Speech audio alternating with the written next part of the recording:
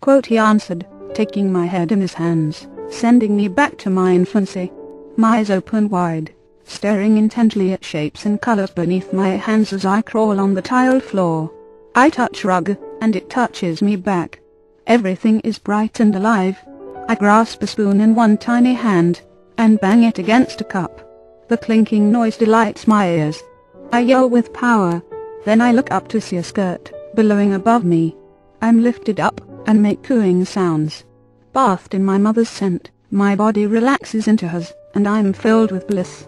Some time later, cool air touches my face as I crawl in a garden. Colorful flowers tower around me, and I'm surrounded by new smells. I tear one and bite it. My mouth is filled with a bitter message. I spit it out. My mother comes. I hold out my hand, to show her a wiggly black thing that calls my hand. She reaches down, and knocks it away. "Nasty spider," she says. Then she holds the soft thing to my face. It talks to my nose. "Rose," she says, then makes the same noise again. "Rose." I look up at her, then around me, and drift again into the world of scented colors. I am looking at Sock's ancient desk, down at the yellow rag. I shake my head. All of it seems hazy, there's no brightness to it. Socrates, I feel half asleep, like I need to douse myself with cold water and wake up. Are you sure that last journey didn't do some damage? No, Dan, the damage was done over the years, in ways you will soon see. That place, it was my grandfather's garden, I think. I remember it. It was like the Garden of Eden. That is entirely accurate, Dan. It was the Garden of Eden. Every infant lives in a bright garden, where everything is sensed directly without the interference of thought. The fall from grace happens to each of us when we start thinking, and become nameress and knoweress. It is not just Adam and Eve, you know, it is all of us. The birth of the mind is the death of the senses. It is not that we eat an apple and get a little sexy. I wish I could go back inside. It was so bright, so clear, so enjoyable. What you enjoyed as a child can be yours again. Jesus of Nazareth, one of the great warrior, once said you must be like a little child to enter the kingdom of heaven. Now you understand. Before you leave tonight, Dan, he said, filling his mug from the dispenser, would you like some more tea? No, thanks, Sock. My tank is full for tonight. Okay then, I'll meet you tomorrow morning at 8 a.m. at the Botanical Gardens. It's time we went on a nature hike. I left, already looking forward to it. I awoke after a few hours sleep, refreshed and excited. Maybe today, maybe tomorrow, I'd discover the secret of enjoyment. I jogged up into Strawberry Canyon, and was waiting for Sock at the entrance to the gardens. When he arrived, we walked through green acres of every kind of imaginable tree, bush, plant, and flower. We entered a giant greenhouse. The air was warm and humid, contrasting with the cool morning air outside. Sock pointed to the tropical foliage that towered over us. As a child, all this would appear before your eyes and ears and touch, as if for the first time. But now you've learned names and categories for everything. That's good, that's bad, that's a table, that's a chair, that's a car, a house, a flower, dog, cat, chicken, man, woman, sunset, ocean, star. You've become bored with things, because they only exist as names to you. The dry concepts of the mind obscure your vision. Socrates waved his hand in a sweeping gesture, taking in the palms high above our heads, that nearly touched the plexiglass canopy of the geodesic dome. You now see everything through a veil of associations about things, projected over a direct simple awareness. You've seen it all before. It's like watching a movie for the 20th time. You see only memories of things, so you become bored. Boredom, you see, is fundamental non-awareness of life. Boredom is awareness, trapped in the mind.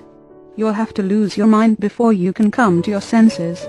The next night Socrates was already putting the kettle on when I stepped into the office, carefully removed my shoes, and put them on the mat beneath the couch. With his back still turned, he said, "How about a little contest? You do a stunt, then I'll do a stunt, and we'll see who wins." Well, okay, if you really want to. I didn't want to embarrass him, so I just did a one-arm handstand on the desk for a few seconds, then stood on it, and did a back somersault off. Landing lightly on the carpet, Socrates shook his head, apparently demoralized. I thought it might be a close contest, but I can see that it's not going to be.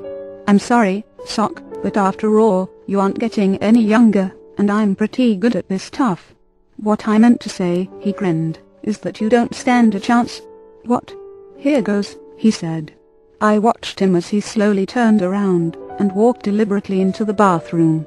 I moved toward the front door in case he came running out with a sword again. But he only emerged with his mug. He filled it with water, smiled at me, held the water up, as if to toast me, and drank it slowly. Well, said. That's it. That's what. You didn't do a damn thing. Ah, but I did. You just don't have the eyes to appreciate my feat. I was feeling a slight toxicity in my kidneys. In a few days, it might have begun to affect my entire body. So before any symptoms could arise, I located the problem and flushed out my kidneys. I had to laugh. Soc, you're the greatest, most silver-tongued con man I've ever met. Admit defeat, you're bluffing. I'm completely serious. What I've just described did, in fact, take place. It requires sensitivity to internal energies, and the voluntary control of a few subtle mechanisms. You, on the other hand, he said, rubbing salt in the wound, are only vaguely aware of what's going on inside that bag of skin. Like a balance beam performer just learning a handstand, we're not yet sensitive enough to detect when you're out of balance, and you can still fall ill. The thing is, Soc, I've developed a very sensitive balance in gymnastics. One has to, you see, to do some of the advanced nonsense.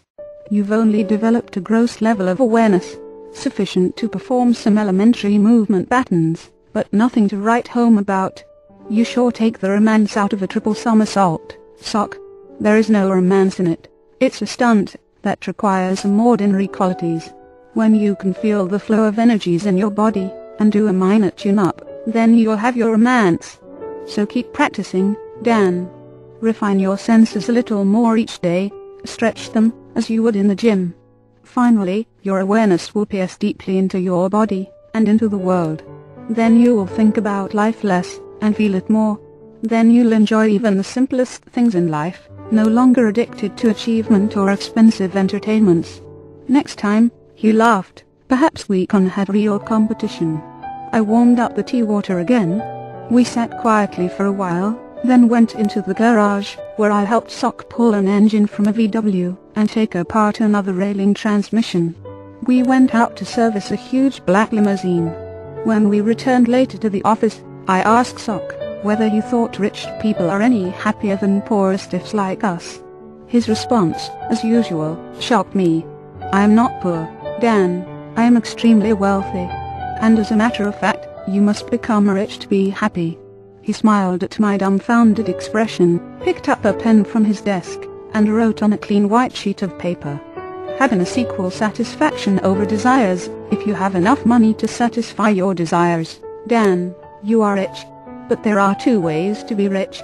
You can earn, inherit, borrow, beg, or steal enough money to meet expensive desires, or you can cultivate a simple lifestyle of few desires.